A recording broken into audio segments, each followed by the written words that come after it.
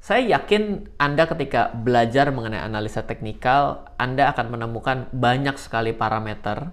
Sudah banyak parameternya. Parameternya itu juga banyak indikator. Di dalam indikator itu ada angka-angka yang akan diisi dengan parameter tertentu.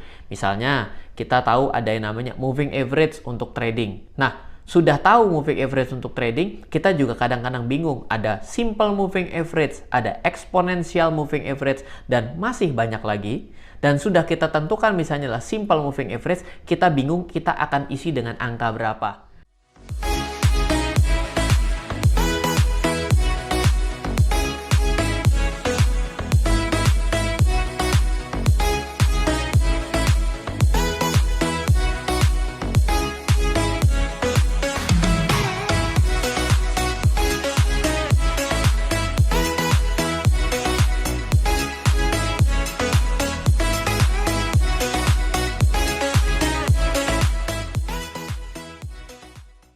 Rahasia sukses 5 trader dunia, bagaimana kita bisa mengungkap strategi analisa teknikal yang mereka gunakan dalam mendominasi pasar trading di dunia. Ini adalah bagian pertama. Welcome back di RF Channel on YouTube, back with Ryan Filbert. Saya yakin Anda ketika belajar mengenai analisa teknikal, Anda akan menemukan banyak sekali parameter. Sudah banyak parameternya. Parameternya itu juga banyak indikator. Di dalam indikator itu ada angka-angka yang akan diisi dengan parameter tertentu. Misalnya, kita tahu ada yang namanya moving average untuk trading. Nah, sudah tahu moving average untuk trading, kita juga kadang-kadang bingung. Ada simple moving average, ada exponential moving average, dan masih banyak lagi. Dan sudah kita tentukan misalnya lah simple moving average, kita bingung kita akan isi dengan angka berapa. Apakah 10, apakah 5, apakah 100, seperti itu ya. Lalu kalau kita sudah pakai 1, apakah kita perlu pakai 2 atau 3 moving average, atau kita perlu gabung dengan yang lain? Saya yakin kita pernah di dalam fase tersebut ketika kita belajar analisa teknikal. Analisa teknikal adalah sesuatu hal yang baik untuk kita pelajari bila kita mau trading. Dan saya juga sudah kemukakan berkali-kali bahwa bila kita ingin menjadi seorang trader, maka analisa teknikal wajib dikuasai. Jadi ketika Anda mau trading forex, misalnya seperti video setiap hari Senin, kita belajar bagaimana trading forex bersama saya, RF Channel, dan juga Forex IMF, di mana Forex IMF adalah salah satu pialang berjangka terdaftar dan diawasi Bapepti Indonesia, dan juga mau mengundang Anda untuk join ke grup VIP Telegram di Telegram grupnya.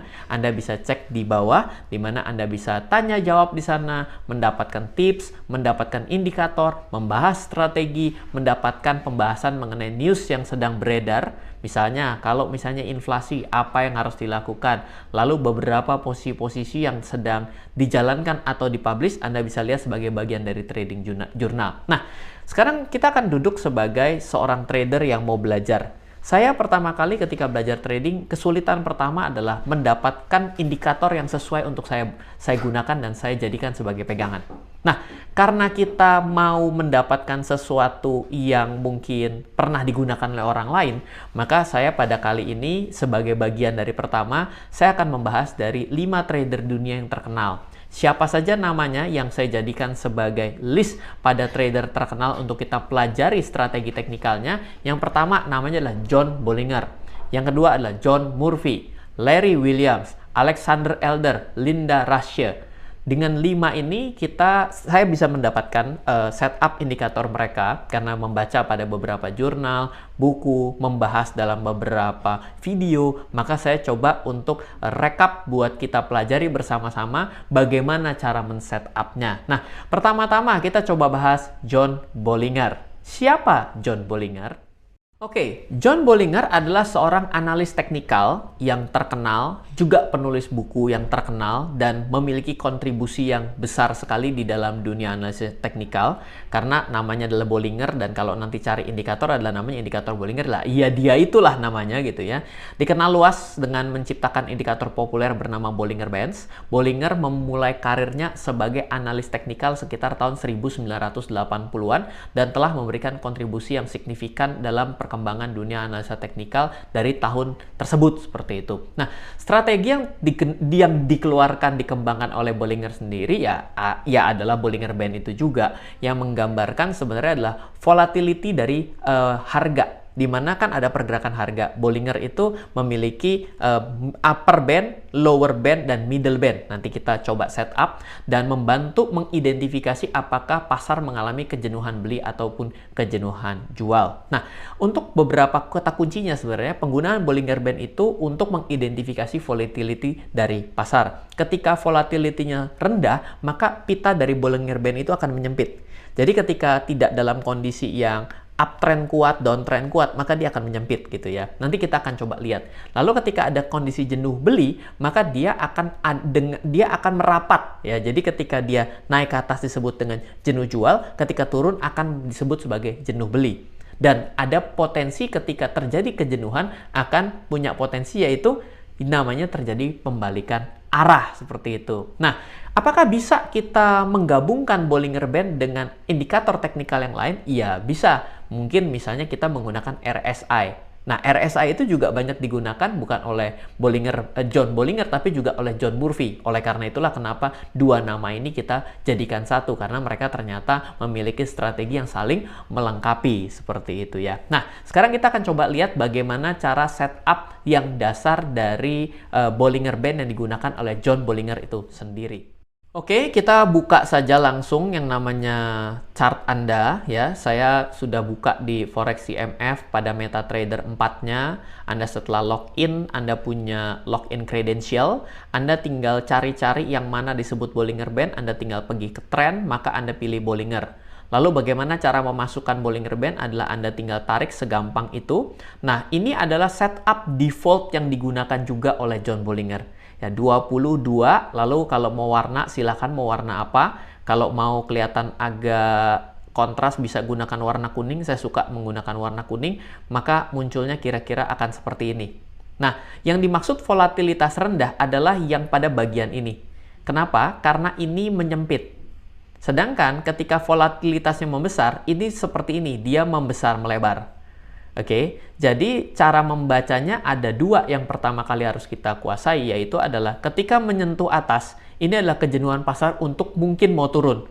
Sedangkan ketika menyentuh bawah adalah kejenuhan pasar mungkin dia akan rebound, seperti itu. Jadi dua cara membaca terlebih dahulu. Cuma masalah utamanya adalah kita harus mengukur seberapa kuat dia beneran mau turun dan tambah turun lagi, atau dia memang mau berhenti. Nah, ini tuh sama saya suka bilang dalam belajar analisa teknikal itu yang susah itu kalau pembalikan arah, itu seperti ada mobil yang remnya lagi blong. Kalau mobil remnya blong, itu kan kita ada kasih pembatas ya, biar dia itu nabrak dan berhenti gitu ya. Ternyata kalau dia punya kecepatan kelajuan begitu kencang dan ternyata penahannya kecil, maka kita lihat itu adalah penghalang bagi mobil itu akan nerobos. Kenapa? Ditabrak dan lebih kuat kelajuannya dibandingkan untuk alat yang menghentikan kendaraan tersebut. Berarti kayak batal berhenti dong. Nah, inilah yang paling repot ketika tren sedang kuat. Jadi masalah utama dari Bollinger Band itu sendiri adalah kalau trennya lagi kuat. Nah, ini saya coba kasih lihat ya. Di sini kelihatan sekali ini tren sedang sangat kuat. Sorry, ini saya matikan untuk mundur ke belakang. Coba kita lihat dulu. Nah, ini adalah contoh ya, terjadi yang namanya breakout ke atas dan kencang sekali. Ini trennya menguat sekali. Di kejadian ini, maka ini seperti remblong. Nah, kalau remblong seperti ini, kita sudah jual, kita rugi banyak loh. Bayangkan kalau ternyata kita berpikir bisa kayak gini kan enak ya. Begitu kena sell, dia turun. Wah, mantep. Tapi masalahnya begitu kena sell, dia naik terus. Ini berarti stop loss loh. Berarti inilah yang harus kita perhatikan. Makanya di-combine lah dengan RSI. Tapi saya tidak akan lanjut ke situ dulu. Saya akan kasih tahu ada middle band di sini dengan MA20. Di sini kalau tadi Anda tarik, Anda mesti lihat bahwa di situ ditanya lah ada setupnya yang di tengah-tengah itu apa. Ya, period 20. Period 20 is moving average 20. Sama dengan moving average 20. Nah, ini bisa menjadi suatu ciri-ciri. Jadi, ketika berada di atas daripada MA20, maka ini dapat dianggap sebagai penguatan berkelanjutan.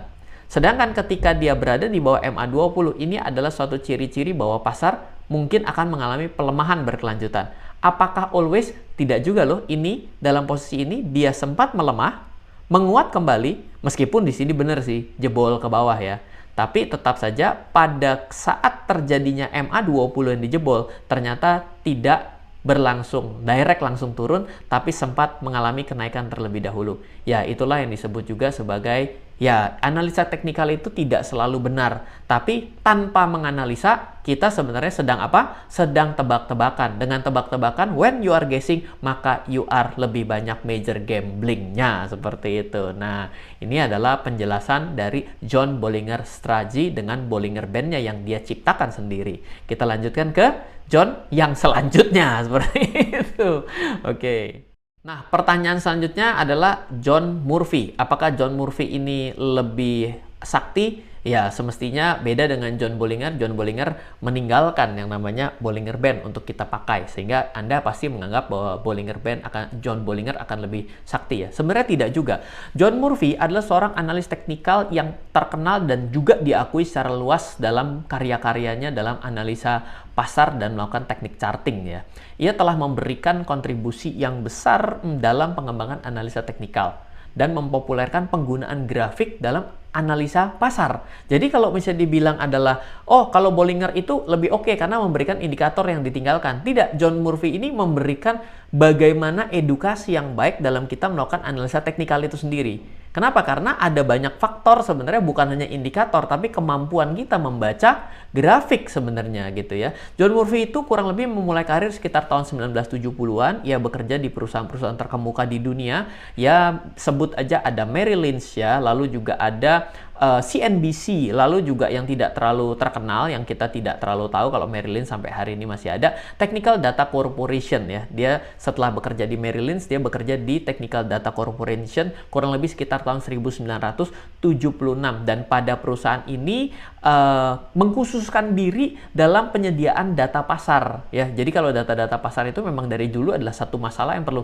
di-compile gitu ya, dan layanan analis teknikal kepada para profesional keuangan. Artinya profesional keuangan sebenarnya membutuhkan layanan analisa teknikal. Jangan selalu salah paham bahwa dengan menguasai analisa fundamental saja Anda sudah cukup, karena pada prinsip dasarnya untuk mendapatkan sebuah analisa yang lengkap tetap juga diperlukan yang namanya analisa teknikal gitu ya. Dia selain menjadi seorang pekerja, John Murphy juga menjadi konsultan independen dan penulis buku. Lagi-lagi penulis buku ya, lumayan ya, saya ternyata bisa mirip John Bollinger nulis buku ya. John Murphy juga nulis buku. Ryan Filbert nulis buku 23 judul ya, lumayan gitu ya. Nah, salah satu yang referensi yang penting yang ditulis oleh John Murphy itu adalah Technical Analysis of the Financial Market, yang dianggap sebagai salah satu buku terbaik dalam analisa teknikal. Nah, kemudian menjadi konsultan keuangan, dan John Murphy ini menjadi pengajar dan pembicara yang pada saat itu begitu diakui.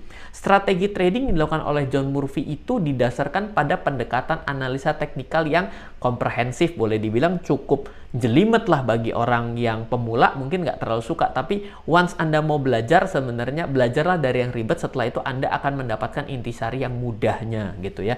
Jadi yang pertama yang dilakukan oleh John Murphy adalah melakukan analisa tren. Ya, analisa tren itu kita mesti tahu arah pasar ada kecenderungan kemana dulu. Dan jangan lupa pada time frame berapa Anda melakukan analisa trennya. Yang kedua, menggunakan moving average. Nah, jadi John Murphy ini menggunakan moving average, di mana moving average yang digunakan adalah moving average 50 dan moving average 200 sebagai penentu trennya. Oke, nanti kita belajar. Lalu analisa pola chart. Jadi disebut sebagai chart pattern di sini. Chart pattern ya pasti sudah pernah tahu juga kalau saya selalu membahas bahwa chart pattern itu sekurang-kurangnya misalnya resisten, support, dapat dari mana? Oh iya, double top, double bottom ya. Bottom lagi, double bottom ya. Jadi dua-duanya ini ya sesuatu analisa chart sederhana untuk pola gitu ya. Lalu penggunaan indikator tambahan, yaitu yang digunakan contohnya di sini adalah RSI atau disebut Relative Strength Index. Nah, Relative Strength Index sendiri sebenarnya gampang saja, yaitu dia mau mengukur kejenuhan pasar sudah sampai berapa jenuhnya. Ya, ada satu ukuran dengan garis, nanti kita akan menemukan angka 30, di bawah 30 dan di atas 70. Di bawah 30 artinya akan dianggap sudah jenuh pasarnya untuk turun lebih jauh lagi. Di atas 70 adalah pasarnya sudah jenuh untuk naik lebih jauh lagi. Jadi kata kuncinya ada dua di sini ya. Yang pertama adalah moving average 50 dan 200, yang kedua adalah RSI itu sendiri. Jadi pendekatan dari John Murphy ini memang lebih bagi orang yang mau belajar lebih jauh seperti itu, sehingga tidak bisa simpel-simpel banget karena menggabungkan sesuatu parameter-parameter itu menjadi satu kesatuan untuk akhirnya dianalisa menjadi suatu hasil akhir. Bukan sesuatu yang mudah, tapi ingat, sesuatu yang mudah itu kadang-kadang begitu banyak hal-hal yang miss-nya. Tapi kalau kita mau belajar akan lebih baik ambil sesuatu yang agak kompleks sedikit ya. Contohnya ya dari yang John Murphy ini. So, kita coba lanjutkan dulu. Bagaimana setup chartnya? Oke, kita akan mulai misalnya kita buka Euro US Dollar seperti ini. Kembali lagi setelah Anda mendaftar di Forex IMF, pastikan Anda bisa buka salah satu chart di MetaTrader-nya. Lalu dari MetaTrader-nya ini kita coba pelajari. Saya hapus-hapus dulu ya, karena layarnya begitu banyak, nanti terlalu berat. Seperti ini. Lalu cara setupnya tadi adalah menggunakan apa? Menggunakan moving average 50 dan moving average 200. Nah, ini saya bikin daily saja biar gampang belajarnya. Ini saya jadikan candlestick, lalu ini saya bikin tidak otomatis ke paling kanan. Lalu caranya adalah Anda cari di sini namanya adalah moving average. Anda satu kali tarik saja, masukkan angka 50, artinya adalah merata-rata dari 50 candle terakhir. Oke, jadi kalau daily berarti merata-rata dari 50 hari terakhir, dan moving average 200 saya ganti warnanya biar Anda bisa melihat perbedaannya. Warnanya menjadi orange, menjadi 200 berarti rata-rata pergerakan dari 200 candle terakhir. Mas Ryan, bila saya ganti menjadi hourly artinya ya berarti hourly ini munculnya kalau tetap dipertahankan, maka secara otomatis berarti dari 50 candle terakhir artinya dari 50 jam terakhir, dan 200 artinya adalah 200 jam terakhir, seperti itu. Lalu yang digunakan seperti ini apa ya? Yang digunakan itu adalah dilihat, perhatikan yang namanya perpotongan garis. Nah, perpotongan garis ini yang kecil memotong yang besar. Ini kan yang kecil ya, yang kecilnya kan yang warna 50, yang orange adalah yang 200. Ini artinya adalah penguatan. Ciri-ciri pasar mengalami tren penguatan di bagian ini. Nah, lalu ditambahkan lagi dengan yang namanya RSI, Relative Strength Index. Ini adanya di osilator. Ya, kalau di tadi apa namanya? Di tadi ada namanya adalah indikator untuk tren, di sini adalah indikator yang sifatnya adalah osilator. Relative Strength Index tarik ke sini, maka keluarkan saja ini fix minimum nggak apa-apa, oke, centang, dan akan muncul di bawah. Nah, di sini kita bisa melihat bahwa pasar yang dianggap jenuh adalah yang di bawah 30. Jadi kalau di bawah 30 ini mau naik. Sedangkan di atas 70 adalah yang sudah saatnya dia mau turun. Jadi boleh dibilang di gambar ini saja, Euro US Dollar secara daily, maka kita bisa melihat bahwa kejenuhan pasar untuk di-buy di bagian ini. Dan benar ya, bahwa ini sudah sangat jauh dari di bawah 30. Dan pasarnya mengalami kenaikan. Dan apakah benar setiap kali menyentuh area atas itu cenderung mengalami penurunan? Ya, turun tapi tidak banyak ya. Ini kebetulan ini terus-menerus di atas mendekati 70 tapi nggak turun-turun. Kenapa? Karena terjadi golden cross di sini. Jadi yang pertama kita coba untuk ambil kesimpulan bahwa bila moving average-nya mengalami golden cross dan ternyata menyentuh bagian atas, maka kita biasanya melihat bahwa mungkin akan sering jebol resisten. Tapi yang kita ambil adalah buy on weakness-nya pada area support di MA200-nya. Ini makanya dua kali MA200-nya menjadi support. Betul nggak? Mau nembus batal, mau nembus batal. Betul? Tapi meskipun tidak menembus di bawah 30. Jadi kita mesti mengambil perhatian penting adalah setiap kali pasar tengah uptrend ditandai dengan golden cross, mungkin untuk resistennya itu tidak perlu terlalu kita khawatirkan meskipun di atas 70 RSI-nya. Kenapa? Karena kemungkinan masih ada kekuatan untuk terus naik. Tapi yang perlu kita perhatikan adalah ketika dia turun, berarti ini adalah suatu pelemahan sementara yang bisa kita jadikan sebagai order beli. Kita bisa pencet buy. Dan kapan kita dinyatakan salah adalah bila terjadi dead cross. Maka ketika dead cross terjadi, maka posisi yang kita ambil dalam keadaan pelemahan yang kita anggap sementara itu berarti salah dan gagal. Di situ ciri-ciri kita harus cabut seperti itu. Jadi inilah cara sederhana dari 2. Ya masih ada 3 lagi, tapi saya yakin kalau saya bahas semua akan terlalu panjang. Saya jadikan 2 part. Kita masih punya beberapa nama-nama yang akan kita bahas, yaitu adalah dari Larry Williams, Alexander Elder, Linda Russia. Nanti kita akan bahas pada video selanjutnya. Saya yakin untuk video ini akan sedikit teknikal dan teknis dan membuat Anda perlu belajar, tapi saya rasa belajar dari 5 trader terkenal. Kalau kita mau sukses, kita tidak belajar dari selalu kegagalan orang lain, tapi kita juga belajar dari kisah sukses dan apa yang mereka lakukan sehingga mereka bisa menjadi dianggap trader yang terkenal di dunia. Pasti orang berhasil akan meninggalkan jejak untuk bisa kita ikuti. Semoga bermanfaat video kali ini. Sampai ketemu pada video part kedua. Jangan lupa juga Anda bisa join di Forex IMF, di mana Forex IMF memberikan Anda kesempatan untuk Anda bisa trading forex dan komoditi derivatif yang terdaftar dan diawasi Bapepti di Indonesia. Juga mengundang Anda untuk join ke grup VIP Telegramnya sekarang juga, dan di mana Forex IMF adalah salah satu broker di Indonesia untuk broker forex yang memiliki predikat 19 tahun sebagai zero complaint broker. Semoga selalu bermanfaat. Dari saya Ryan Filbert, salam investasi untuk Indonesia.